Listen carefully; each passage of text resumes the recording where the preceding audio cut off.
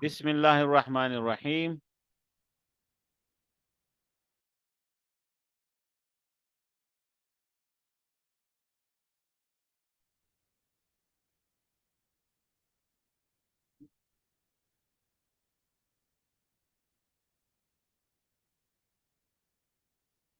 Welcome to Fadl Qadir Khan Islamic Institute, Islamabad, Pakistan, Higher Institute of Free Online Islamic and Digital Learning. हज़रत अल्लामा मेहदी फ़ारसी नव्वरल्लाहु मरकदहू का फरमान मुबारक। अल्लाह ताला ने बंदों के लिए दुरूद पाक को अपनी रज़ा और अपने कुर्ब हासिल करने का सबब बनाया है। लिहाजा जो शख्स जितना दुरूद पाक ज़्यादा पढ़ेगा, उतना ही वो रज़ा इलाही और कुर्ब का ज़्यादा हकदार होगा। हवाले कुतुब। अल्लाह पाक हमें ज़्यादा से ज़्यादा दुरूद शरीफ पढ़ने की तौफीक अता फरमाए। आमीन।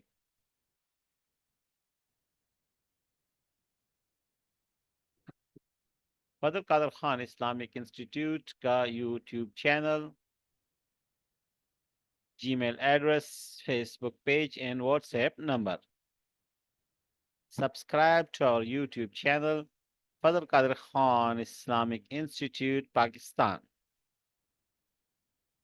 Free online advanced English grammar course, Batch 1. Active voice and passive voice of tense kind number 3, past perfect tense. What is active voice and passive voice? And why is it important for us? Active passive है क्या हमारे लिए, ये क्यों अहम है? तो इस सवाल का जवाब हमें मिलेगा इंट्रोडक्टरी क्लास में, जो हमारी पहली क्लास हो चुकी है, उसकी रिकॉर्डिंग आप देखेंगे तो आपको इसका जवाब मिल जाएगा। माइंड मैप है एक्टिव वॉइस पैसिव वॉइस, जो पास्ट टेंस का माइंड मैप है। ये एक स्लाइड भी हमें समझ में आ जाए और हमें याद रहे तो हमें बहुत आसानियाँ होंगी। इसमें जो पास्ट की चारों अकसाम हैं, तो उसकी तफसील है कि पहली जो किस्म है इंडेफिनिट और दूसरी किस्म continuous. Past indefinite, past continuous की जोड़ी है। जोड़ी इसलिए इंडेफिनिट की कंटिन्यूस के साथ है कि इंडेफिनिट में हेल्पिंग वर्ब नहीं होता अगर, ठीक है, तो कंटिन्यूस की जो हेल्पिंग वर्ब वो हम इस्तेमाल करते हैं वॉज और वर है। कंटिन्यूस में कौन से हेल्पिंग वर्ब वॉज और वर है, और उसके थर्ड फॉर्म्स के साथ हम इस्तेमाल करते हैं। और दूसरा जो है वो अकेला है, क्योंकि उसके पास अपनी हेल्पिंग वर्ब भी है और बीइंग लगाकर और थर्ड फॉर्म लगाकर हम जुमले बनाते हैं। और तीसरा और चौथा उसकी जोड़ी है, ठीक है। पहले दूसरी की जोड़ी है और तीसरी और चौथी किस्म की जोड़ी है, और दो दूसरी किस्म अकेली है। तो इसकी जोड़ी की इसलिए है, जिस तरह 1 2 की जोड़ी है, इस तरह 3 और 4 की भी जोड़ी है।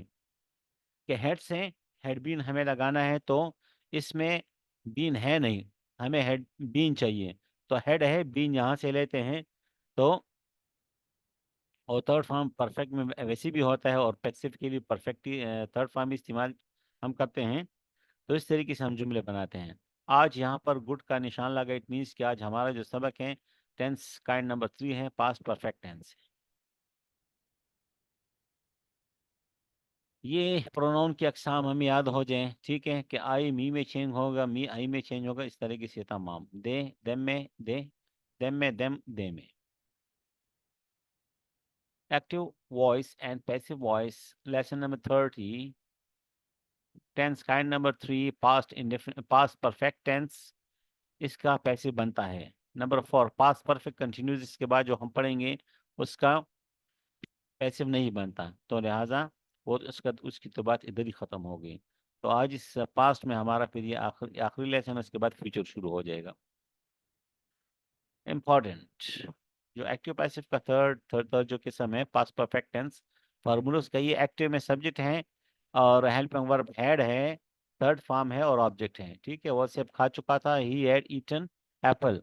पैसिव वॉइस में ऑब्जेक्ट से शुरू होता है, हेड से हैड बीन हो जाएगा, थर्ड फॉर्म होगा, बाय होगा, और सब्जेक्ट होगा सेब उसके जरिए खाया जा चुका था, वो सेब खा चुका था, ही हैड ईटन एप्पल, और सेब उसके जरिए खाया जा चुका था। तब पैसिव कैसे बनाएंगे, ये हमारे पास फार्मूला है, या हमें याद हो, और ये 5 मेन पॉइंट्स हैं, यह हमें किसी भी तरीके से याद होने चाहिए, बहुत इंपॉर्टेंट है, इसके बगैर हम जुमला बना नहीं सकते हैं। पहला पॉइंट क्या है, ऑब्जेक्ट, दूसरा हेल्पिंग वर्ब, तीसरी फॉर्म है फॉर, बाय और टू का इस्तेमाल, और 5 ऑब्जेक्ट को सब्जेक्ट में, सब्जेक्ट को ऑब्जेक्ट की जगह लिखना।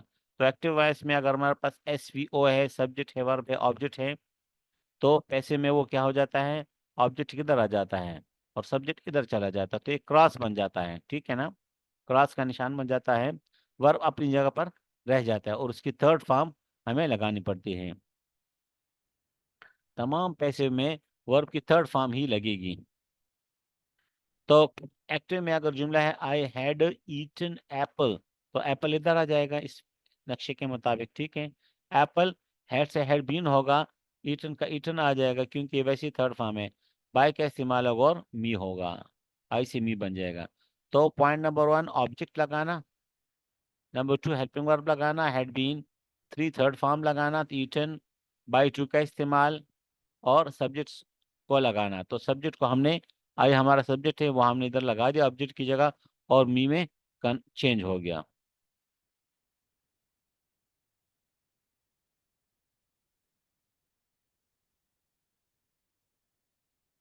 तो अब हम कुछ मिसालें देखते हैं। आई हैड ईटन एप्पल, मैं सेब खा चुका था, तो ये पॉजिटिव एफर्मेटिव सेंटेंस है, और नेगेटिव सेंटेंस इसका ये है, इंट्रोगेटिव इसके ये हैं। तो मैं आई हैड ईटन एप्पल, मैं सेब खा चुका था, I had not eaten apple, had I eaten apple, ठीक है। तो आई हैड ईटन एप्पल, मैं सेब खा चुका था। तो अब हम क्या करेंगे, ये हमारा सब्जेक्ट है, ये इसमें अपनी हेल्पिंग वर्ब है, और ये वर्ब की तीसरी फॉर्म है, और ये ऑब्जेक्ट है। तो सब्जेक्ट है, वर्ब है, ऑब्जेक्ट है, एस पी ओ, तो ओ को हम इधर लेकर आएंगे। एप्पल, हेड से क्या हो जाएगा, हैड बीन हो जाएगा, एप्पल हैड बीन, ईटन का ईटन ही आ जाएगा, और हम फिर आई को मी में कन्वर्ट करेंगे, उससे पहले बाय लगा देंगे। तो apple had been eaten by me, interrogated, apple had not been eaten by apple had not been eaten by me, और had apple been eaten by me question mark आखिर में लगेगा। इस तरीके से दूसरी मिसाल है एक्टिव की, वाइट कलर में, he had helped them, they had been helped by him। तो ये नेगेटिव है और ये इंट्रोगेटिव है, नेगेटिव और इंट्रोगेटिव भी इसी तरीके से। जी, समझ आ गई, कोई कंफ्यूजन यहाँ तक, कोई सवाल, कोई मुश्किल है तो पूछ लें, अगर मुश्किल नहीं है, कोई कंफ्यूजन नहीं है, कोई मसला नहीं है, तो हम आगे बढ़ते हैं। अच्छा जी, आगे बढ़ते हैं, कोई सवाल हो पूछ सकते हैं एनी टाइम। तो फिर हम टू ऑब्जेक्ट के बारे में हर स्लाइड में पढ़ते हैं, जिसमें अगर ऑब्जेक्ट दो हो, सब्जेक्ट हो, वर्ब हो, और ऑब्जेक्ट हो, और दूसरा ऑब्जेक्ट हो, तो एक ऑब्जेक्ट को हम डायरेक्ट ऑब्जेक्ट कहते हैं, दूसरे को इनडायरेक्ट ऑब्जेक्ट कहते हैं। यहाँ तक जो हम पढ़ते हैं कि आई हैड ईटन एप्पल, ये डायरेक्ट ऑब्जेक्ट है, सब्जेक्ट है, वर्ब है, और डायरेक्ट ऑब्जेक्ट है। तो यहाँ पर direct object I had told you a story, तो ये डायरेक्ट ऑब्जेक्ट जो है ये स्टोरी है, जिस तरह आई हैड ईटन एप्पल, तो ये एप्पल इसकी जगह होगा, स्टोरी की जगह, तो वो डायरेक्ट ऑब्जेक्ट है। और आई हैड टोल्ड अ स्टोरी, मैं कहानी सुना चुका था, तो अगर इसमें यू ना हो, आई हैड टोल्ड, मैं सुना चुका था, अ स्टोरी कहानी, तो ये ऑब्जेक्ट हो गया, डायरेक्ट ऑब्जेक्ट। अगर यू आ जाए तो फिर दो ऑब्जेक्ट के, मैं आपको कहानी सुना चुका था। अब ये जो टोल्ड है, ठीक है, ये जो काम है ये इस पर भी हुआ है, इसको और इस पर भी वो है, ये सुना चुका था और इसको सुना चुका था। दो ऑब्जेक्ट हो गए।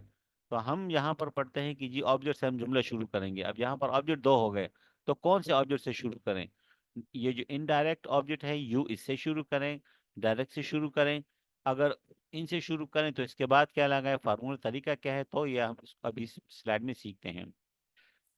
आई had told him a story. तो दो तरीके से बन सकते हैं। अगर स्टोरी से आप शुरू करें डायरेक्ट ऑब्जेक्ट से, तो ये तरीका है। अगर ही से शुरू करें, हिम से शुरू करें इनडायरेक्ट ऑब्जेक्ट से, तो ये तरीका है। ठीक है, a story had been told to him by me, आखिर में ही आएगा। और अगर इससे शुरू करें हिम से, तो हिम किस में चेंज होगा, ही में चेंज होगा। तो ही से हम जुमला शुरू करेंगे ऑब्जेक्ट से, he had been told a story by me. I had told him a story, मैं उसको कहानी सुना चुका था। एक कहानी उसको सुनाई जा चुकी थी मेरे जरिए, और उसको सुनाई जा चुकी थी कहानी मेरे जरिए। तो कहानी उसको सुनाई जा चुकी थी या उसको कहानी सुनाई जा चुकी थी? कहानी उसको, उसको कहानी। तो कहानी से शुरू करें, उस से शुरू करें, दोनों तरीके आपके सामने हैं। जो आपको फिर आसान है कि वो आप कर सकते हैं। He had taught us Arabic, वो हमें अरबी पढ़ा चुके थे। Arabic had been taught to us by him. We, us किस में चेंज होगा, वी में चेंज होगा। ये प्रोनाउन का चार्ट हमें जो है ना बिल्कुल याद होना चाहिए कि जब अज आ जाए तो हम क्या लगाएं, ठीक है, हिम आ जाए तो हम क्या लगाएं। We had been taught Arabic by him. अच्छा जी, आगे बढ़ते हैं। विदाउट डूअर ऑफ एक्शन, बगैर किसी सब्जेक्ट के।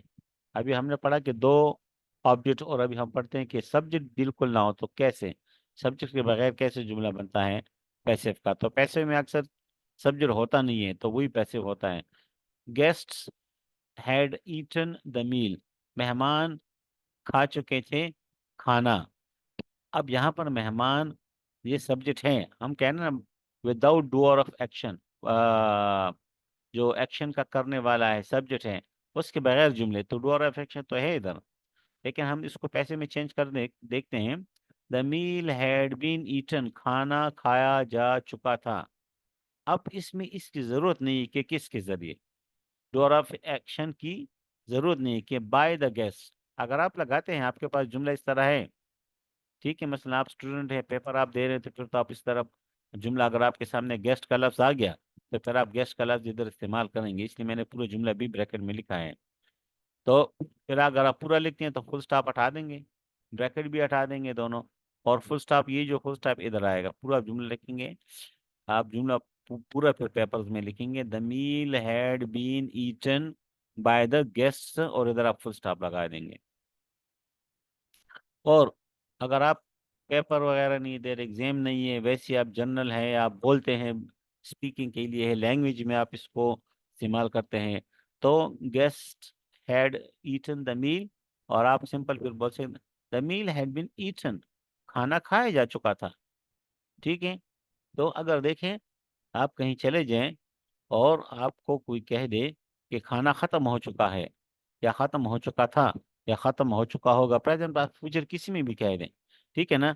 आपसे कोई कहेगी खाना खत्म हो चुका था। अब इसकी जरूरत नहीं कि किस, आप पूछे कि किसने, बस खत्म हो जाए, किसी ने तो खत्म किया होगा ना। तो इसलिए अक्सर इसमें डोर ऑफ एक्शन की और सब्जेक्ट की जो है जरूरत नहीं पड़ती। फिर इसके नेगेटिव इंट्रोगेटिव भी इस तरीके से हैं। ही हैड बीन प्रोमोटेड, उसको तरक्की दी जा चुकी थी। अब देखें, मसलन तो कोई आपसे आप कहें कि जी फलां जो आप दोस्त है, आपका भाई है, उस वो ही हैज बीन प्रोमोटेड, उसको तरक्की दी जा चुकी है, ठीक है, दी जा चुकी थी। तो बस अब उसके डिपार्टमेंट ने उसके दिए हैं, गवर्नमेंट ने दिए हैं, उसके बॉस ने दिए, किस ने दिए हैं? तो जहाँ पर आप काम करते हैं, अगर वो गवर्नमेंट में है तो जरूरी बात है गवर्नमेंट ने दिए हैं। अगर प्राइवेट जॉब है तो जरूरी है उसके जो ऑनर है, बॉस है, उसने दिए हैं। तो इसलिए अब किसने दिए हैं, जो डूअर ऑफ एक्शन है, सब्जेक्ट है, करने वाला है, उसकी जरूरत इसमें नहीं पड़ती। नेगेटिव टैग भी इस तरीके से। फिर कुछ जुमले हैं कि जो खालिसतन होते ही पैसे में हैं, ठीक है, और उसमें जो है डूअर ऑफ एक्शन और सब्जेक्ट की ज़रूरत भी नहीं पड़ती। मसलन the car had been repaired, गाड़ी की मरम्मत की जा चुकी थी। ठीक है। The thief had been arrested, तो चोर को पकड़ा जा चुका था। पेशेंट हैड बीन ट्रीटेड, और मरीज का इलाज किया जा चुका था। English had been spoken all over the world, पूरी दुनिया में अंग्रेजी बोली जा चुकी थी। मेरा फ़ोन चोरी हो चुका था, और आपको दावत मदऊ किया जा चुका था, आपको दावत दी गई थी, दी जा चुकी थी। तो अब किसने दी थी? ठीक है, उसकी ज़रूरत नहीं है बताने की। तो अक्सर हम पैसिव क्यों पढ़ते हैं? जो शुरू में हमने कहा ना कि पैसिव हमारे लिए क्यों ज़रूरी है और इसको हम क्यों पढ़ते हैं। तो ये स्लाइड आपके सामने इस तरह के रोज़मर्रा जो है ना हमारे सामने इस तरह जुमले आते हैं। तो अगर ये हम ना सीखे तो हमें फिर कंफ्यूजन होगी कि हम जो है एक्टिव की हद तक अगर हम रहे तो फिर हम यहाँ कंफ्यूज हो जाएंगे। क्योंकि एक्टिव में इसमें तो फिर जो है ना बहुत ज़्यादा फ़र्क हमें नज़र आएगा। एक्टिव में हम क्या क्या कहते हैं? You had been inviting him for 3 days या सिंस मंडे। तो उधर हैड बीन के साथ इनवाइटिंग आता है, और सिंस और फार आता है, या हैड बीन के साथ थर्ड फॉर्म आ गया। तो ये कैसे हो गया? तो इसलिए कि पैसिव है, तो पैसिव का जानना इसलिए ज़रूरी है। अगर हम एक्टिव के हद तक अपने इल्म को रखेंगे और कहीं हमारे सामने इस तरह के जुमले आएंगे तो हम कहेंगे यार ये तो गलत अंग्रेजी लिखी हुई है, हालांकि ये सही अंग्रेजी है। अच्छा जी, WH questions. Why had he eaten apple? Why had the apple been eaten? अगर ही का जिक्र आप करते हैं, ठीक है, बाय हिम, ऑब्जेक्ट सब्जेक्ट का जिक्र करते हैं, तो आप कर सकते हैं, ब्रैकेट हटा देंगे दोनों, ठीक है, और क्वेश्चन मार्क तो रहेगा। अगर नहीं करते तो इधर आप फुल स्टॉप लगा देंगे। Why had the apple been eaten? क्यों सेब खाया जा चुका था? तो यहाँ तक जो है अब बाय हिम की ज़रूरत नहीं है। मसलन आप समझते हैं कि बाय हिम की ज़रूरत नहीं है, तो यहाँ पर फुल स्टॉप लगा देंगे। तो अब ये जो है हमने ब्रैकेट में इसलिए मैंने लिखा है कि अगर इसके बगैर जुमला हमारा मुकम्मल है। असल चीज़ क्या है कि आप एक जुमला बोलें या लिखें और वो आपको मानी दें। अगर वो आपको मानी देता है, जो सेंटेंस हमने पढ़ा था ना पार्ट्स ऑफ स्पीच में, उसमें क्या पढ़ा था कि सेंटेंस क्या होता है और फ्रेज क्या होता है। ठीक है, फ्रेज भी बहुत सारे अल्फाज होते हैं, एक से ज़्यादा अल्फाज होते हैं, लेकिन वो मानी नहीं देते। और सेंटेंस भी एक से ज़्यादा अल्फाज होते हैं, लेकिन वो मानी देते हैं। तो अगर आपको ये मानी दे रहा है यहाँ तक, तो बस जुमला है, ये एक मुकम्मल जुमला है, ये आपको मानी देता है, और बात ख़त्म हो गई। यहाँ पर इसकी ज़रूरत नहीं है। अगर आप समझते हैं कि इसको ज़रूरत हो, अगर जैसे पेपर वगैरह मैंने कहा स्टूडेंट हो, उनको पेपर में फिर अगर इस तरह ही दिया जाए तो इसको हिम शो करना ज़रूरी है, लिखना ज़रूरी है, ताकि पेपर चेक करने वाले को पता हो कि इसको ही और हिम का पता है। ये सारे जुमले इस तरीके से हैं, ठीक है। WH वाले क्वेश्चन जुमले हैं। Where had he eaten the burger? Where the burger had been eaten by him.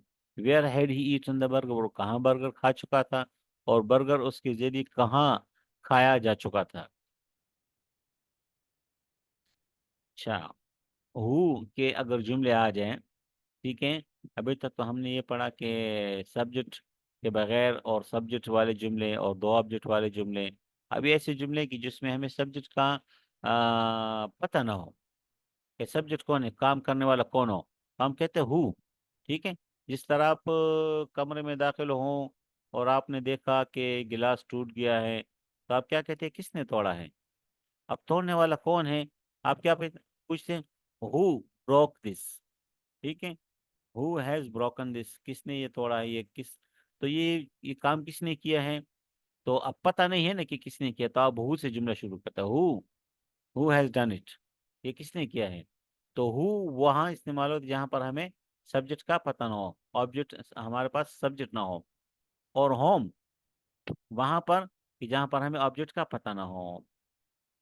तो हु हैड टोल्ड यू, आपको किसने बताया? By whom. तो ये जब हु आ जाएगा तो बाय होम में इसका पैसिव बाय होम में बनेगा। एक्टिव में हु आ जाए तो पैसिव बाय होम से बनेगा, एक्टिव में होम आ जाए तो पैसिव हु से बनेगा। हु हैड टोल्ड यू, कि किसने आपको आपको कौन बता चुका था? By whom had you been told, आपको किसके जरिए बताया गया था, जा चुका था। Who had sold the books, कौन किताबें बेच चुका था। By whom had the books been sold, किसके जरिए किताबें बेची जा चुकी थी, तो काम किसके जरिए हो चुका था। होम हैड यू लाइक्ड, किसको आपने पसंद कर चुके, किसको आप पसंद कर चुके थे। Who had been liked by you, आप के जरिए कौन पसंद किया जा चुका था।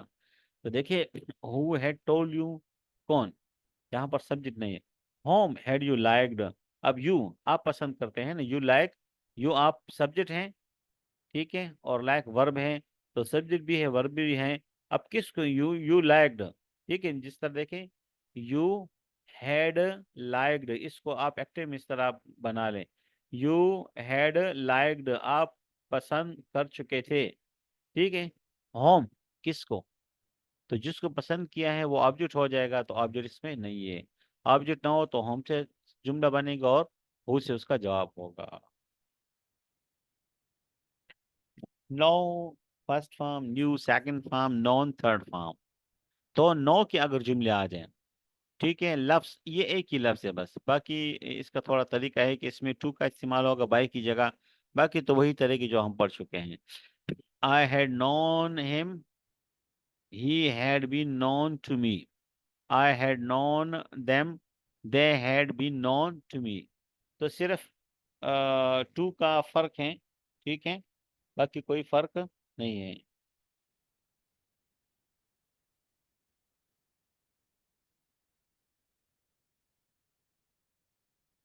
अच्छा जनाब, फिर ये हमारे 5 पॉइंट्स हैं, ठीक है, जो हमें एनी टाइम याद होने चाहिए। और कुछ वर्ब ऐसे होते हैं इंट्रांजिटिव वर्ब, ठीक है, मसलन आई हैड लाफ्ड, मैं हंस चुका था। आई हैड स्लीप्ड, मैं सो चुका था। अब इसमें ऑब्जेक्ट नहीं होता। इंट्रांजिटिव वर्ब क्या होता है कि जिसमें ऑब्जेक्ट की जरूरत नहीं है, सब्जेक्ट और वर्ब से जुमला बनता है। और ट्रांजिटिव वर्ब क्या है, जो सब्जेक्ट वर्ब और ऑब्जेक्ट से जुमला बनता है, उसमें ऑब्जेक्ट की जरूरत पड़ती है। जैसे आई हैड गिवन, मैं दे चुका था, क्या, अब ऑब्जेक्ट जरूरी है। यहाँ पर आई हैड लाफ्ड, मैं हंस चुका था, अब आगे ऑब्जेक्ट की जरूरत नहीं है। आई हैड स्लीप्ड, मैं सो चुका था, अब इन द बेड या इन द मॉर्निंग वगैरह वगैरह जो कुछ भी है, आगे उसकी जरूरत नहीं है। तो ऐसे जुमले जिसमें ऑब्जेक्ट की जरूरत ना हो, ठीक है ना, ऐसे वर्ब लाभ स्लीप वगैरह जिसमें ऑब्जेक्ट की जरूरत ना हो, वो इंट्रांजिटिव कहलाते हैं। तो उनका पैसिव नहीं बनता, ठीक है। ये नहीं है कि आपने जुमला उठाया और उसके जी बस अब देखा, द बर्ड्स हैड फ्लोन, जी परफेक्ट का जुमला है। अब जो है ना क्या करना है, बस ये 5 पॉइंट आपने उठाए कि जी अब ऑब्जेक्ट पहले लेकर आओ, ये लेकर आओ, ये लेकर आओ, जुमला बनाते हैं नहीं। आप इसको बनाए ना, he had lived in Peshawar, इसमें ही सब्जेक्ट है, ये हेल्पिंग वर्ब है, लिव थर्ड फॉर्म है, और ये जो है ऑब्जेक्ट है, ठीक है। लेकिन अब इस ऑब्जेक्ट को आप इधर लेकर आए तो जुमला तो कैसे बनाएंगे कि Peshawar had been lived by him, Peshawar उसके जरिए रहा जा चुका है, तो पिशावर रह सकता है, ही रह सकता है, पिशावर तो नहीं रह सकता। इस तरीके से I had gone to school, मैं स्कूल जा चुका था। अब इसको आप इधर लेकर आएगी स्कूल, और इसको हाई को मी बना लें कि school had been gone by me, school मेरे जरिए जा जा चुका था। तो स्कूल आपके जरिए कैसे जा चुका था, आपने उसको सर पर उठाया, उसको लेकर गए, क्या किए, तो ऐसे नहीं होता। तो इसलिए जो ऐसे वर्ब हैं कि जिसको हम उसके ऑब्जेक्ट को हम सब्जेक्ट नहीं बना सकते, ठीक है ना, तो वो इन ट्रांजिटिव वर्ब कहलाते हैं, उनका उनका पैसिव नहीं बनता। तो एक चीज हम ये पढ़ रहे हैं कि जो जिस तरह ये परफेक्ट टेंस है, पास्ट परफेक्ट, इसके बाद पास्ट परफेक्ट कंटिन्यूज है, चौथी किस्म है। तो चौथी किस्म जो है प्रेजेंट में है, पास्ट में, फ्यूचर में, तीनों में जो चौथी किस्म है उसका पैसिव नहीं बनता। इस तरह कुछ वर्ब भी हैं जो चाहे प्रेजेंट में हो, पास्ट में, फ्यूचर में, इंडेफिनिट कंटिन्यूस कहीं भी हो, लेकिन वो ऐसे हो कि वो इंट्रांजिटिव हो, उनका पैसिव भी नहीं बनता। पेपर में अगर इस तरह सवाल आ जाए, पेपर आ जाए कि चेंज द वॉइस, जी इसको चेंज करें। अब आपने एक पॉइंट पॉइंट 5 जो पॉइंट हैं वो इस्तेमाल करने हैं, तो वो तो इस्तेमाल नहीं होंगे, तो उसके आप लिख देंगे कि इसका पैसिव नहीं बनता, ये इंट्रांजिटिव वर्ब है, तो ये आपका जवाब होगा पेपर में। चलिए आगे चौथी किस्म है past perfect continuous. He had been eating apple since Monday मसलन। तो this kind of tense does not have passive form. इसका पैसिव फॉर्म क्रॉस नहीं बनता। ठीक है, तो परफेक्ट टेंस हमारा खत्म हो गया। फजल कादर खान इस्लामिक इंस्टीट्यूट, इस्लामाबाद, पाकिस्तान। जज़ाकुमुल्लाह खैर।